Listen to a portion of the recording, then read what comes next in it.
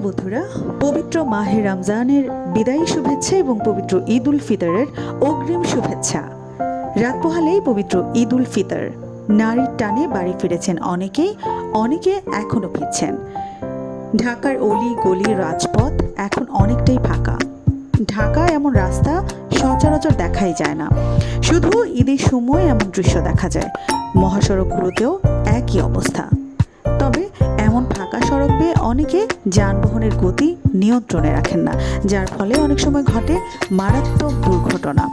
আমাদের প্রিয় মানুষগুলোকে নিয়ে ঈদ উদযাপন যেন হয় আনন্দময়, আর তাই ফাঁকা রাস্তায় যানবাহনের গতি নিয়ন্ত্রণে রাখতে হবে।